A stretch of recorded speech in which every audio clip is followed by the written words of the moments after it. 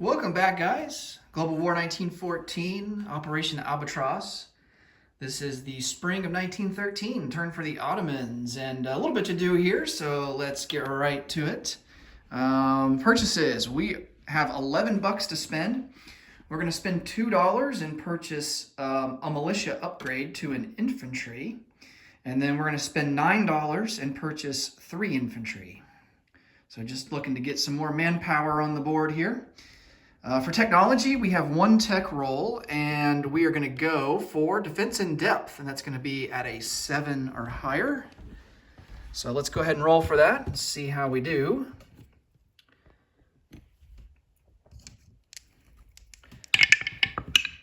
And that's a no-go. That's a 2. Okay, let's come over here and review our combat moves. Okay. We're going to do a little naval action here on this turn. We're going to bring all of our ships, except for the transport, out to sea, and we're going to engage this Greek fleet. So we have a pre-dread, a torpedo boat destroyer, and a coastal sub.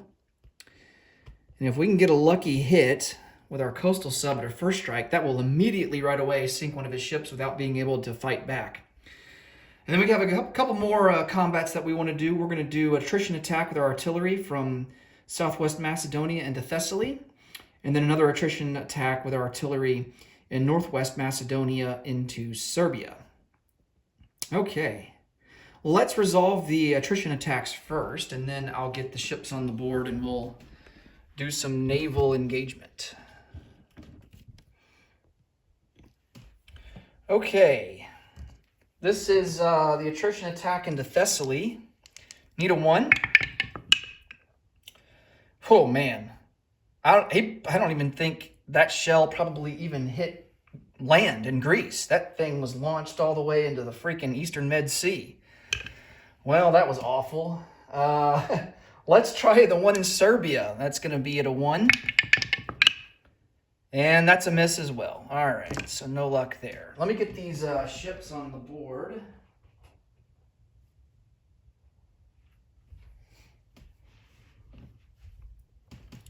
So the coastal sub will be at a first strike at a 2.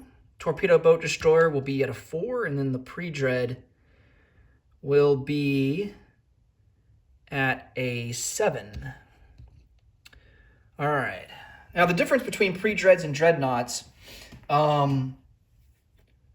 pre-dreads are, of course, they represent like battleship designs prior to World War I. And then dreadnoughts are like your full-on battleship designs that or closer to the onset and throughout the wartime period.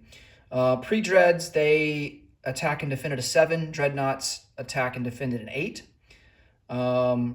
Pre-dreads do coastal, they do shore bombardment at a 3. Full-on dreadnoughts do a shore bombardment at a 4. Dreadnoughts require 2 hits to kill, whereas pre-dreads only require 1, if I remember right. I'm going to double check the rule book on that, but I think that's correct.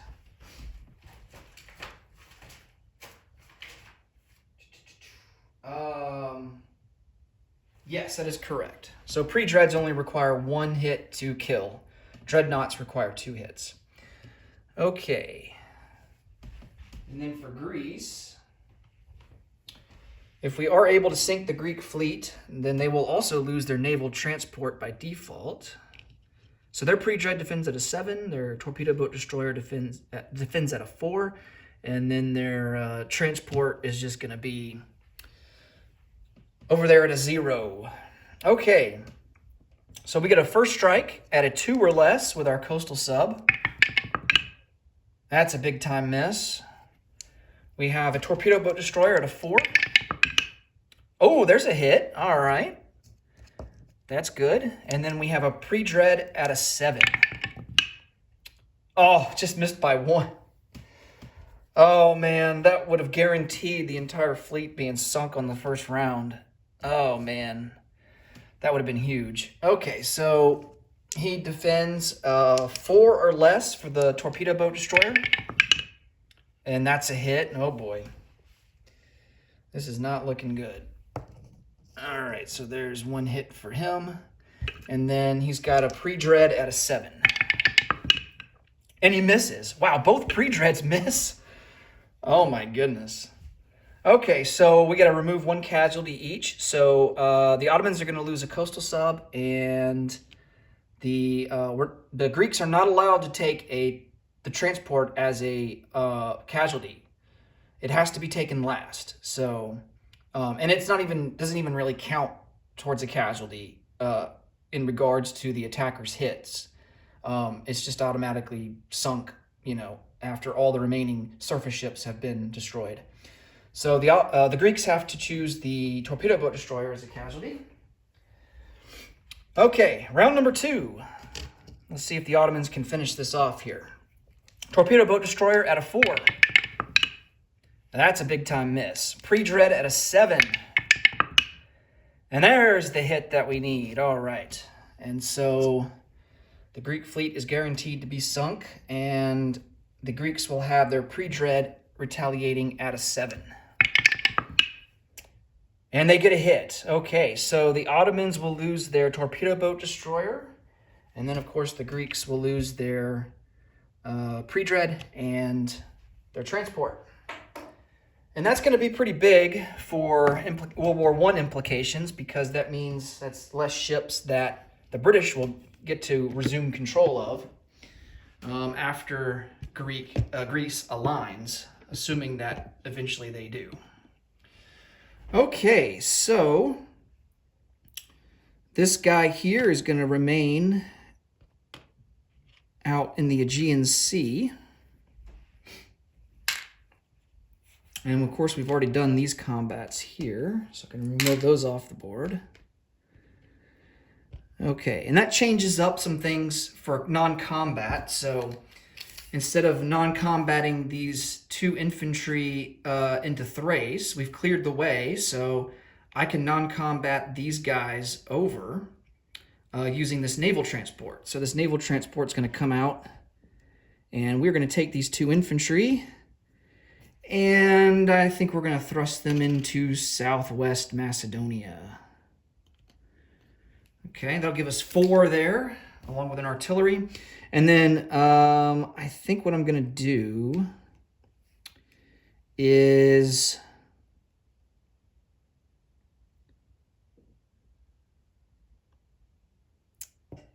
I kind of feel like we need to keep that infantry in central Macedonia and then just add this guy there and have 2. Just given the trends of the Bulgarians lately. And then these 3 guys here in Thrace, they're going to come over into eastern Macedonia along with this artillery. Okay. All right. I think that will do it. I'm going to chip these guys out here.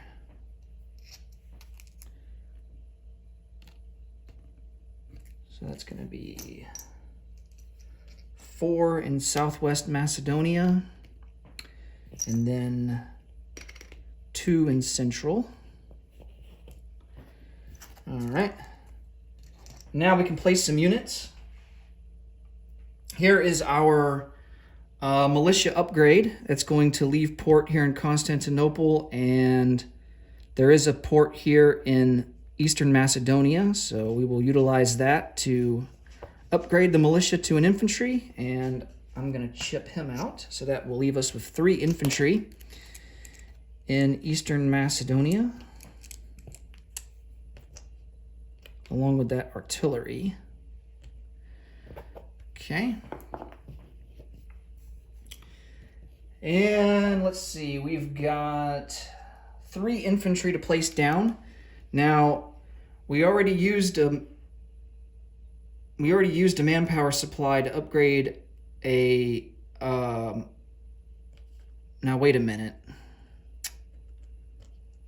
I don't know if we can do that. There's not a manpower icon in Eastern Macedonia, and I think we need to have one to upgrade that militia.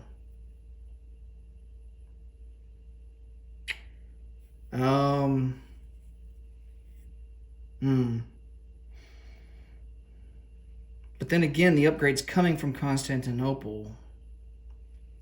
So you would think it would consume the manpower in Constantinople. Yes. So I'm going to double check the rule off camera, and then if it's wrong, then I will resolve it in the next video, in the next turn. But I think when you upgrade a militia,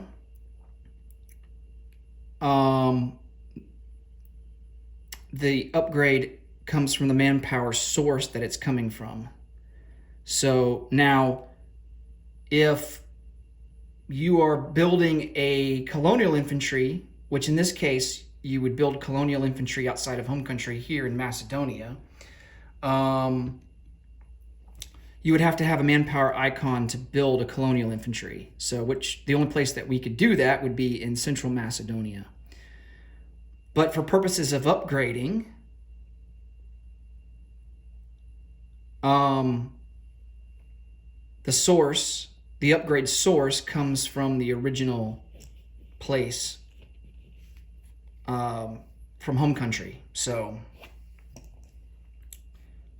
all right. I think that's right. I'm going to double check the rule, like I said, and then I'll let you guys know if that is incorrect in the next video. Okay, so that's the upgrade. We have 3 more infantry to place down. So we consumed a manpower slot there, so we can only place 2 infantry down in Constantinople, which we will do.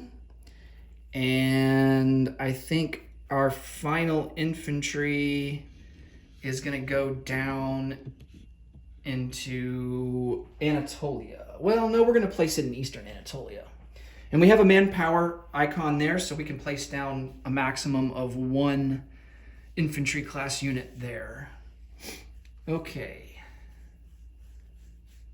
And it has to be in home country, so we wouldn't be able to do that outside of home country. And it can only be inside of home country that we can do that. So there's a manpower icon in Syria. There's one here in northern Iraq. There's one here in southern Iraq. But the only way we could utilize that as it stands right now is for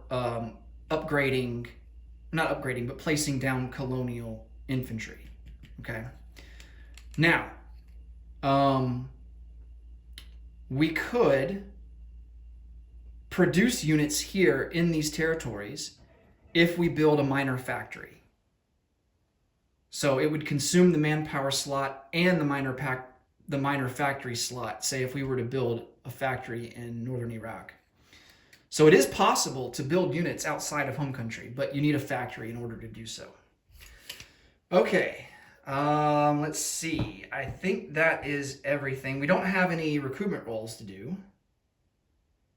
And we've placed down all of our units. We spent all of our money, all $11, and we will collect 11 for next turn.